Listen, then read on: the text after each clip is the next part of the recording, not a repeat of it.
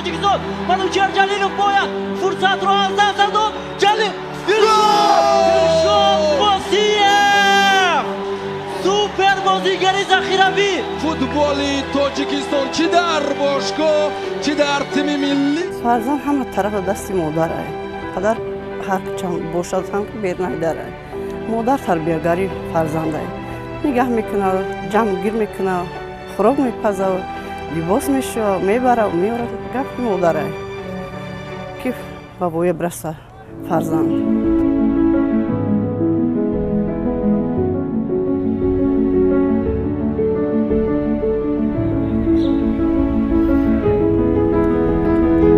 اگرچه مادر و مهر مادری نیاز به آموزش و تعلیم و شرح و توضیح ندارد، ولی عشق مادری برای نسل‌ها باعث می شود تا آنها بیشتر به زحمت و فداکاری‌های مادری ارج گذارند.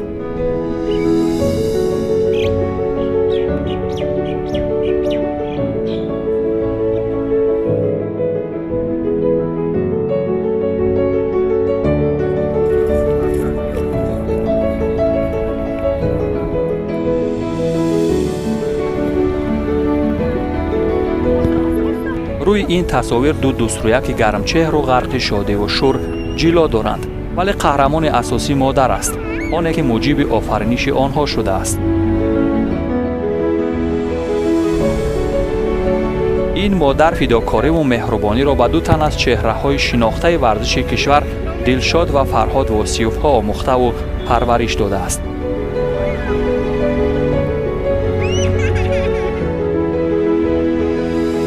فقط می حواس شده فوتبال بود. میگم که از جا میرفتیم خونه محکم شد میکنیم تا میومدیم همه را شکستن درون خونه شپیدن فوتبال هر دوش بازی کرده تا اومدن ما ایستادن دوری پیش بعدی چی خیلی بود نه که ما کوشش میکردیم که بچه‌هامون یک روز ترینوفکا دیر نکنن. داداش میبرد چون میوارد گاه وقتی که استادیون رو نمیدونستم اتومبیلیست فرود کردن ندونستم گفتم من خودم میبرم تو من خودم گرفتم اتومبیلیست بردم شو مشق کردم تمام کردم با گرفتم آوردم شو از جایی که من میشیم پدرش میبرد ترینوفکا میکردم میومدم. دلشاد و فرهاد از زمان پیوست‌شوی و باشگاه‌های محلی و تیم ملی کشور در موفقیت و نشاط‌آفرینی نقشی بارز گذاشتند. این نکات برجسته را هنوز از زمان نورسی‌شان در تیم ملی نشان داده بودند. والدین پرشور و افتخار نیز آن لحظه‌ها را به یاد دارند. جوابی دسته یکچین جمهوری تاجیکستان است و از سمت چپ باز 4 نفر حمایتگری دسته. من میخوام با تلویزیون گوشم با تلویزیون نشون میتونم نمیتونم تماشا کنم چخیل بازی را ببینم فهمم بازی کرد بچه‌ام نکرد برای همین میشم تا هم بازی تمام شدن تا تلویزیون که نشه سر با یگون کسا میکوم اینترنت یگون چی بیوه فهمم که بچه‌ام بوی دادن بریده باشم چقدر خرسان میشم یا برای بچه خودم برای وطن برای ملت برای تاجیکستان که پرچم بالا بردارم چقدر خرسان میشم. یکی جایی که میرفتن با میداد زیق میشدیم اقلا یک گل نزده اپا نشد چخیل کنه.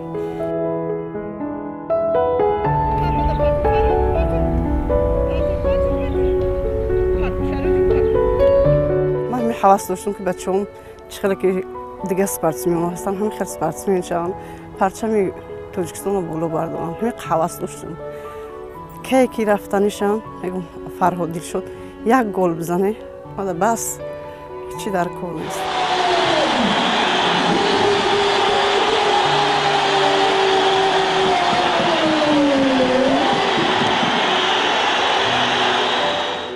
مادر دقیقه که برای کار کردن و جای کار میره فرزند نگه کردن کن یکی اسپید میکردیم که اوقاتش تیار باشه لباسش تیار باشه اسپید کنه که ترینوفکا بره دیر نکنه مکتب ایست میرفت ایست میموندن میخون بیکار نبودن ترینوفکا میکردن میموندن بگه میرفتن با اینجا میفرمادن میفتم شموندن اگروز که میشه ما حواس داریم میریم با میفرمادن در استادیوم بچه دنیا قطعی بوز میکردن مکتبشون میخوندن ترینوفکاشون میکردن بیهوده گردی نبود ما صد شکر میشه همه خوب بود.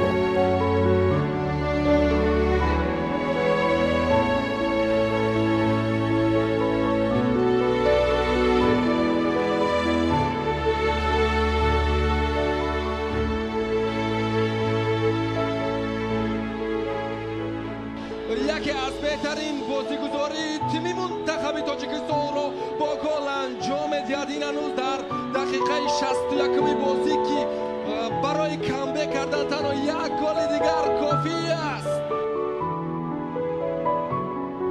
دویم آرزو داشتم که همین بچه‌ام دائما سپورت محکم بخپن، بخونه با سپورت همه خوب، هم سلامتی ده خوب داره، هم وطن ده، همه طرف. این سپورت چقدر حواس داشتم، دوست می داشتم که بچه‌ام یگون شون که همین تلویزیون که کنای فوتبال شما تا تلویزیون تا تمام شدن تماشا میکنم. بوی دادم بردن یکی چی میشه عشق میریخه چشمام که بریدم تاجیکستان bayrakش بولش.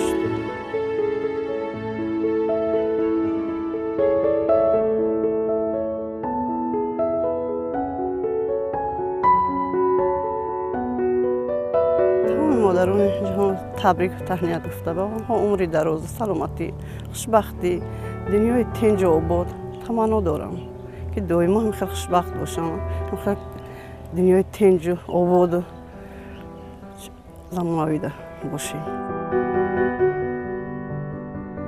مادر یعنی یک بغل تنهایی، نگرانی، صبر و از خودگذشتگی، یک خیروار محبت و مادر یک جهان عشق است. روزی مادر خجسته بود.